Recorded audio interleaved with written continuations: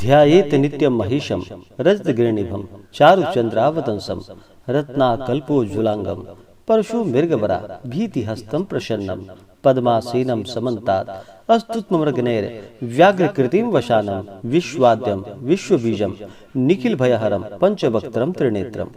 ओम नमः शिवाय। जय श्री राधे कृष्ण। आप सभी का हमारे YouTube चैनल पे बहुत बहुत स्वागत है। आइए आज सुनते हैं रवि प्रदोष व्रत की कथा।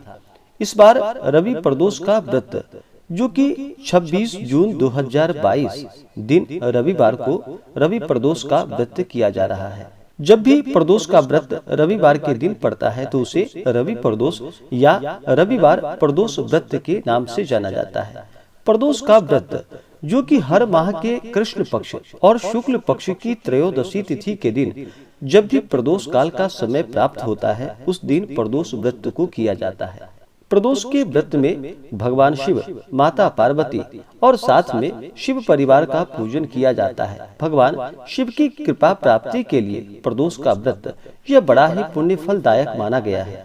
जो भी भक्त सच्ची श्रद्धा के साथ, नियम और निष्ठा के साथ प्रदोष का व्रत करते हैं, भगवान शिव जी की कृपा से उनके सभी पाप और ताप नष्ट होते हैं, सभी प्रकार के दुख और कष्ट दूर होते हैं तथा सुख और समृद्धि की प्राप्ति होती है और अंत में मोक्ष की प्राप्ति होती है। जिस दिन भी प्रदोष का व्रत पड़ता है उस दिन के नाम से उसे जाना जाता है और जिस दिन भी प्रदोष का व्रत होता है उस दिन के व्रत का अपना महत्व होता है। रविवार के दिन प्रदोष व्रत को करने से आयु आरोग्यता की प्राप्ति होती है तथा सांसारिक सुखों की प्राप्ति होती है। प्रदोष के व्रत में भगवान शिव जी का पूरे विधि विधान के साथ प्रदोष व्रत के दिन भर उपवास रहते हुए भगवान का प्रदोष काल के समय में पूजन करना चाहिए। प्रदोष काल का समय जो कि सूर्यास्त से 72 मिनट पहले और सूर्यास्त के 72 मिनट बाद का समय, यह समय प्रदोष काल का होता है। इस दौरान भगवान शिव का पूरे विधि विधान के साथ पूजन करना चाहिए।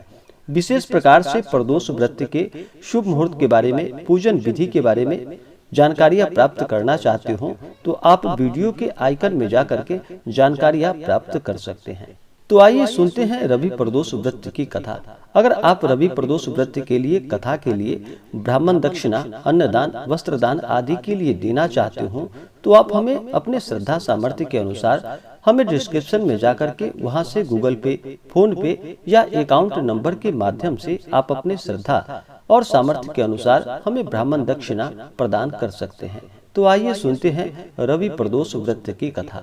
तो बोलिए प्रेम से भगवान भोलेनाथ की जय, माता पार्वती की जय, शिव परिवार की जय। एक समय सभी प्राणियों की हितार्थ परम पवित्र भागीरथी के तट पर ऋषि समाज द्वारा विशाल गोष्ठी का आयोजन किया गया।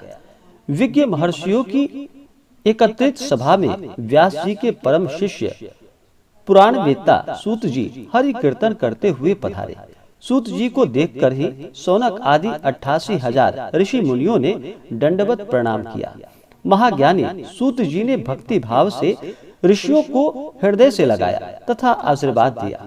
विद्वान ऋषिगण और सब शिष्यों आसनों पर विराजमान हो गए।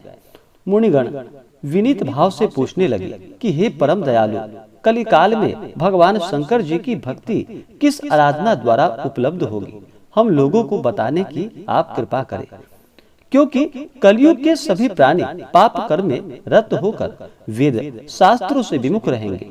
दीन जनों अनेकों संकटों से त्रस्त रहेंगे। हे मुनि श्रेष्ठ, कलिकाल में सत्कर्म की ओर किसी की रुचि न होगी।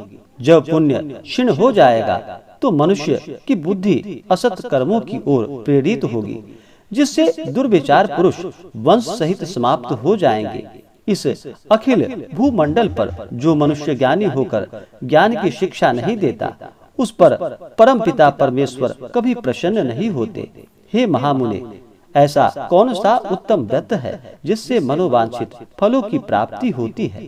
कृपा कर आप हमें बतलाइए। ऐसा सुनकर दयालु हृदय श्री सूत जी कहने लगे कि हे श्रेष्ठ मुनियों तथा सौनक जी, आप धन्यवाद के पात्र हैं।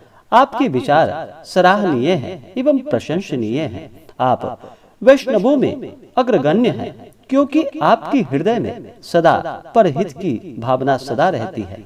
इसलिए हे शौनकादि ऋषियों, आप सुनो, मैं उस व्रत को आपसे कहता हूँ जिसके करने से सब पाप नष्ट हो जाते हैं। धन वृद्धि कारक, दुख नाशक, सुख प्राप्त कराने वाला, संतान देने वाला, मनोवांछित फल प्राप्ति कराने वाला यह व्रत तुम्हें सुनाता हूँ, जो किसी समय भगवान शंकर ने सती जी को सुनाया था और उनसे प्राप्त यह परम श्रेष्ठ उपदेश मेरे पूज्य गुरुजी ने मुझे सुनाया था। श्री सूत जी कहने लगे कि आयु वृद्धि स्वास्थ्य लाभ हेतु रवि त्रयोदशी प्रदोष का व्रत करना चाहिए। इसकी विधि इस प्रकार है कि प्रातः स्नान कर निराहार रहकर भगवान शिव जी के ध्यान में मग्न होकर शिव मंदिर में जाकर शंकर जी की पूजा करे।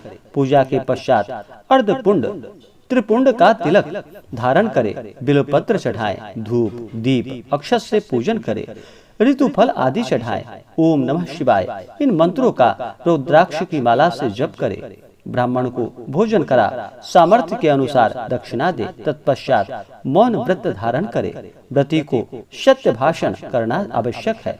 हवन आहुति भी देनी चाहिए, इससे अभिष्ट फलों की प्राप्ति होती है। व्रती पृथ्वी पर शयन करे, एक बार भोजन करे, इससे सर्व कार्य सिद्ध हो जाते हैं। श्रावण मास में तो इसका विशेष महत्व होता है। यह सर्व सुख धन आरोग्यता को देने वाला होता है। यह व्रत इस सब मनोरथों को पूर्ण करता है। हे ऋषिवरु, यह प्रदोष व्रत जो मैंने आपको बतलाया, किसी समय भगवान शंकर जी ने सती जी को और वेद व्यास मुनि ने मुझको सुनाया था। शौनकादि ऋषि बोले कि हे पूज्यवर महामते, आपने यह परम गोपनीय मंगलप्रद कष्ट निवारक बतलाया है।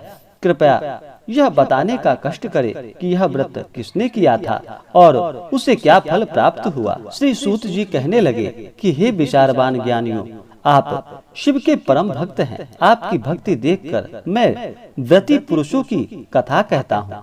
एक ग्राम में अति दीन ब्राह्मण निवास करता था। उसकी साध्वी स्त्री प्रदोष व्रत किया करती थी। उसके घर एक ही पुत्र रत्न था।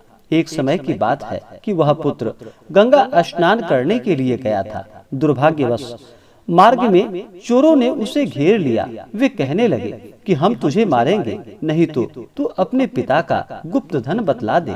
बालक दीन भाव से कहने लगा कि हे बंधुओं, हम अत्यंत दुखी दीन हैं, हमारे पास धन कहाँ से आएगा। चोर फिर भी उससे कहने लगा कि तेरे पास पोटली में क्या बंधा है। बालक ने निसंकोच उत्तर दिया कि मेरी माता ने मुझे रोटी बनाकर बांध कर दी है। दूसरा चोर बोला कि भाई, यह तो अति दीन दुखी है, इसे छोड़िए। बालक इतनी बात सुनकर वहां से प्रस्थान कर गया और एक नगर में पहुंचा।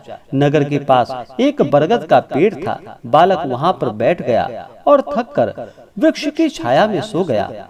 उस नगर के सिपाही चोरों की खोज कर रहे थे कि खोज करते करते उस बालक के पास आ गए। सिपाही बालक को भी चोर समझकर राजा के समीप ले गए। राजा ने उसे कारावास की आज्ञा दे दी। उधर बालक की माँ भगवान शंकर जी का प्रदोष व्रत कर रही थी। उसी रात्रि राजा को स्वप्न आया कि यह बालक चोर नहीं है, प्रातः छोड़ दो, नहीं तो आपका वैभव राज्य सब शीघ्र ही नष्ट हो जाएगा। रात्रि समाप्त होने पर राजा ने उस बालक से सारा वृतांत पूछा। बालक ने सारा वृतांत कह सुनाया। वृतांत सुन राजा ने सिपाहियों को भेज बालक के माता पिता को बुलवाया। राजा ने उन्हें जब भयभीत देखा तो कहा कि आप भय मत करो, तुम्हारा बालक निर्दोष है। हम तुम्हारी दरिद्रता देखकर 5 गांव तुम्हें दान देते हैं। भगवान शिव जी की दया से ब्राह्मण के आनंद होने लगे। इसी प्रकार से जो भी भक्त सच्ची श्रद्धा के साथ, नियम और निष्ठा के साथ प्रदोष का व्रत करते हैं, प्रदोष व्रत के दिन नियमों का पालन करते हैं, भगवान शिव जी का पूजन करते हैं, भगवान देवों के देव महादेव उनके सभी दुख और कष्ट को दूर कर देते हैं तथा अपना कृपा प्रदान करते हैं। तो आशा करता हूँ कि यह जानकारी आपको अच्छा लगा हो। ऐसे ही ज्ञानवर्धक जानकारियाँ प्राप्त करने के लिए हमारे इस चैनल पे अगर आप नए हैं तो चैनल को लाल बटन दबा करके सब्सक्राइब करें, साथ में बेल आइकन घंटी दबाएं ताकि मेरे वीडियो का नोटिफिकेशन आपको समय से मिलता रहे। वीडियो को लाइक करें, शेयर करें, सुखी रहें और स्वस्थ रहें। जय श्री राधे कृष्ण। धन्यवाद।